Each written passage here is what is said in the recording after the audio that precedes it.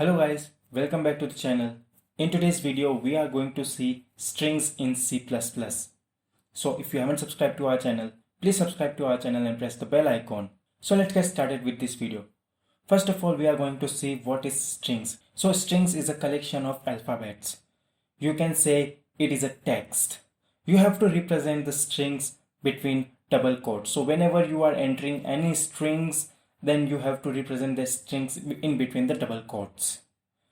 Whenever you take input as a string, then you have to use #include string header file.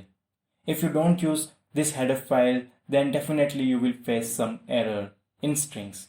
Now we are going to see one example through which you will understand how strings work in C++.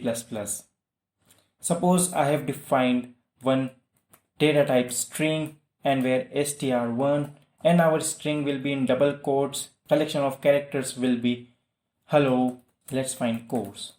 And when we print this string with the help of cout, so we have to use string is a data type, str1, hello let's find course is a collection of characters, and we will print this str1 with the help of one cout statement. We have already used iostream header file. So when we run this code, you can see hello let's find course as an output. Now if you want to enter string as a user input, then you need to remove this hello let's find course from here, and you have to use cin, that is console input, and you have to define the variable that is string1.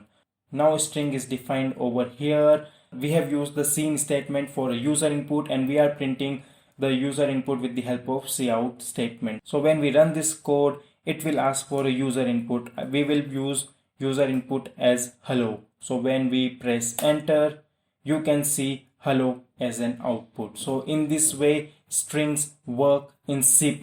So you have to define the data type as a string, str1, and you can use cin statement for input. You can use cout statement for printing the string over screen. So this video is basic regarding string in C++. I have given the basic example how strings work in C++. You can try this functioning in your C++ compiler, because when you try, it will clear your concepts regarding C++ strings. So if you haven't liked this video, please like this video, comment your thought, what you think about this video. If you haven't shared this video, please share this video with everyone who wants to learn C++. If you haven't subscribed to our channel, please subscribe to our channel and press the bell icon. We'll see you in our next video.